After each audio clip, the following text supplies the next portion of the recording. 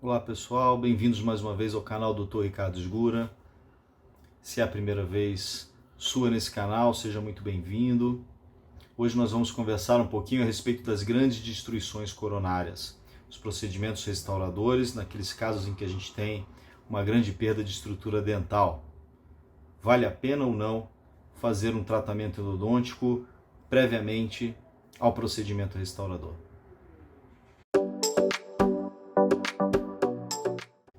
Pois bem, esse vídeo de hoje, então, vou trazer para vocês um aspecto científico, né? Vou trazer um artigo.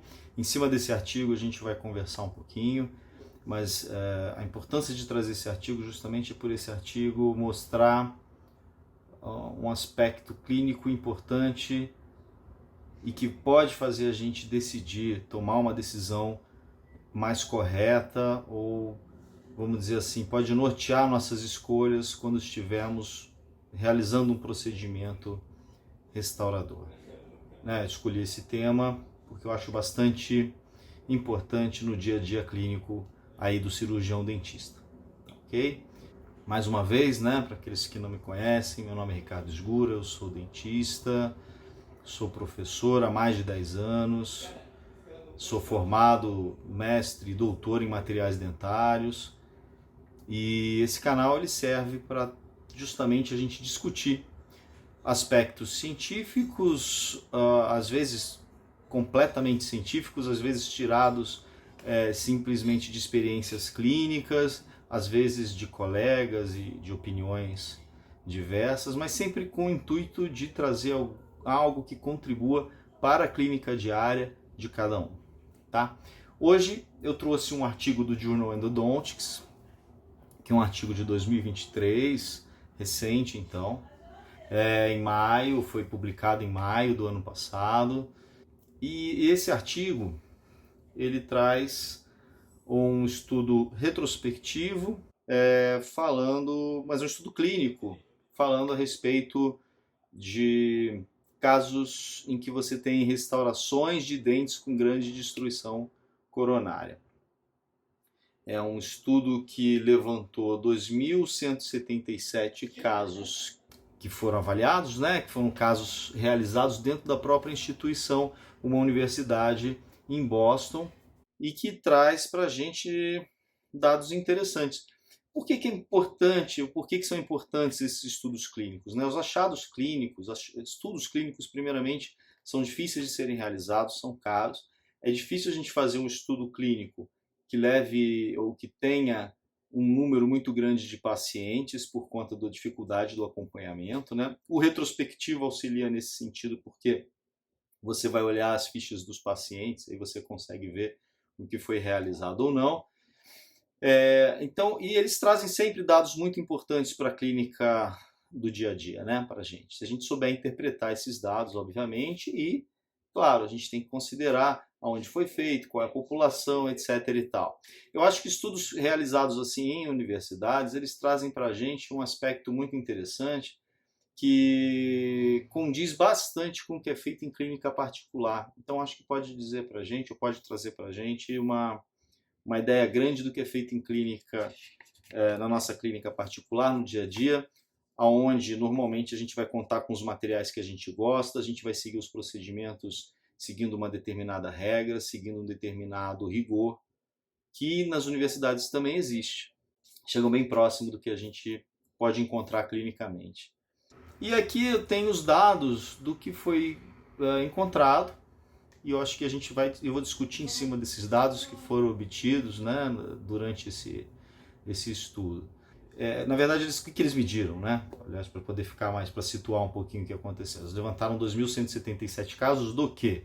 Dentes com grande destruição, que não tinham um tratamento endodôntico, foi feito o procedimento restaurador, ou coroas totais, e aí eles até fizeram uma comparação entre um grupo relativo a isso, coroas totais em dentes com polpa viva, e um outro grupo em que eles separaram também alguns casos em que houve uma grande destruição, 3 a 4 paredes, ou seja, uma destruição bem grande do dente, em que foi feita o que era indicado uma restauração, por exemplo, do tipo onlay, inlay, ou mesmo o uso direto de material como amálgama ou resina composta. E aí eles foram ver ou avaliaram no prontuário como foi o desenvolvimento disso. Até que ponto? Até o ponto em que foi necessário se fazer um tratamento endodôntico nesses dentes.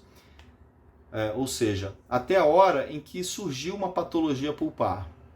E aí foi necessário fazer duas opções. Eles falaram, né, a respeito das duas opções de tratamento possíveis. Foi descoberta a necessidade de fazer um tratamento endodôntico, ou a partir daquela patologia pulpar ou daquela sintomatologia relacionada a uma patologia pulpar, se optou por exodontia. Então os tratamentos são dois: ou foi feito o tratamento endodôntico ou foi feito a exodontia do elemento. Então foi isso que foi, isso também serviu como termo de comparação, certo? Então, dados interessantes então desse estudo. Em primeiro lugar, o tempo médio entre a hora que você restaura um dente, então com polpa viva, com grande destruição, o dente está bem destruído, você restaurou. Vamos contar o tempo até a hora em que desenvolve uma patologia pulpar. Bom, esse tempo foi de aproximadamente 105 dias. Né? Isso foi a média dos dias até que houvesse o surgimento de uma sintomatologia pulpar. Isso está por volta de 3 meses. Então, nos casos em que houve a necessidade de uma intervenção, nos casos em que houve desenvolvimento de uma patologia pulpar, se demorou aproximadamente 3 meses para que isso aparecesse. Esse primeiro dado é interessante. A mediana é até menor, é por volta de 40 dias. Isso traz para a gente o seguinte, traz para a gente que se for para acontecer alguma coisa, muitas vezes vai acontecer num período mais inicial, das primeiras semanas aos primeiros meses após o tratamento restaurador. Normalmente, né? Porque a variação foi enorme, foi gigantesca. Mas normalmente, se for acontecer algum problema pulpar, depois que você restaurou esse dente que teve uma grande perda, vai acontecer próximo aos primeiros meses. Tá? Outra questão importante que eu levantei ali do texto. Não há diferença se foi feito esse procedimento, seja a coroa, seja a restauração direta na boca, em dentes anteriores e posteriores. Então, tanto faz. Se você está fazendo uma restauração anterior ou posterior, com uma grande cavidade, nenhum nem outro se sobressai. Né? Vai dar uma sintomatologia pulpar muito mais frequentemente nos dentes anteriores que posteriores. Não tem nenhuma relação nesse sentido. Uma outra relação importante é tipo de restauração. Ou seja, se eu fiz coroa ou fiz um tratamento, uma inlay, uma onlay, também não houve influência nesse sentido. Não teve diferença. Outra questão importante, tipo de material que você escolheu. No caso, por exemplo, das restaurações diretas, você pode pensar em 2 tipos de materiais, né? Ou resina ou amálgama, nessas restaurações diretas grandes. Não houve diferença também, estatisticamente significante. Então, independente se foi feito com amálgama, independente se foi feito com resina, a restauração naquela cavidade grande, percentualmente a chance de ter algum desenvolvimento de uma patologia pulpar é a mesma, a chance é igual. Certo? Bom, tratamentos em que foi realizado preparo para coroa total, a maioria desses casos em que foi necessário se fazer o tratamento, ou se optar por um tratamento, a maioria absoluta, foi optado pelo tratamento endodôntico, ou seja, foi feita a endodontia do elemento. E aí tem uma diferencinha. As restaurações feitas de forma direta, aquelas restaurações feitas em amálgama e resina composta direto naquelas cavidades com defeitos de 3 ou 4 paredes, apesar de a maioria dos tratamentos feitos nesse caso também serem, claro, tratamentos endodônticos, eles apresentaram um maior número de necessidade de exodontias. E aí tem uma discussão importante também. Mas por que isso, né? Por que será isso? Então, muito provavelmente, quando a gente faz um preparo, a gente cimenta uma coroa definitiva, o que a gente pode pensar é que existe uma chance de infiltração, quando a gente pensa, claro, na evolução de um processo por conta, né, de um processo infeccioso, por uma infiltração bacteriana. Nesses casos da coroa, uma chance menor do que quando a gente faz a restauração direta com o amálgama ou a resina composta. Então, o que acontece? Se eu tenho uma reinfecção, se eu tenho um processo infeccioso novamente nesse dente, até mesmo antes de eu ter a sintomatologia pulpar, muito provavelmente eu vou tendo o quê? Destruição, uma destruição ainda maior daquele elemento.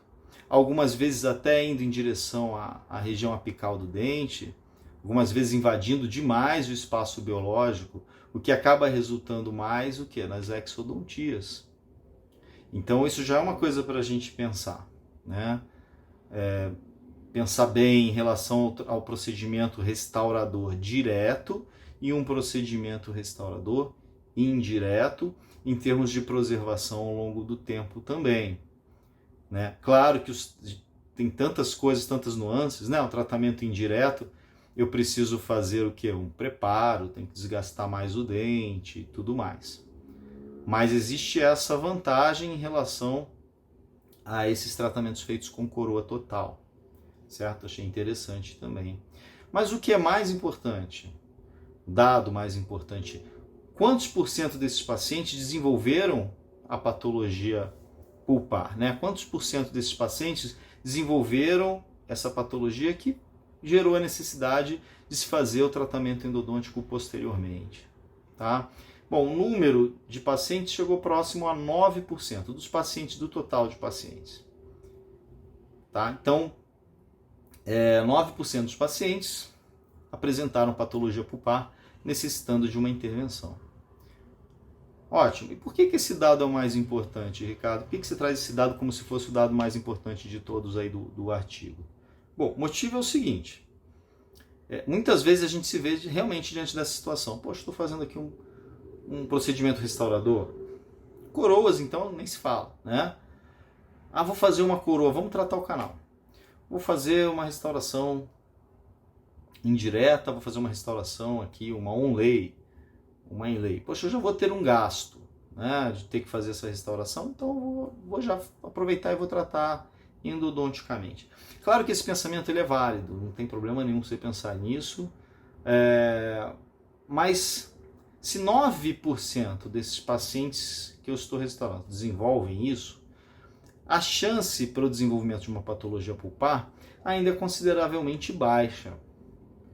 Ou seja, ainda que você decida por manter esse dente com polpa viva, você também não está agindo de forma tão errada, não. Aliás, você não está agindo de forma errada, você está agindo da forma correta. Fala assim, não, olha, eu tenho um dente aqui muito desgastado, eu vou fazer um trabalho indireto.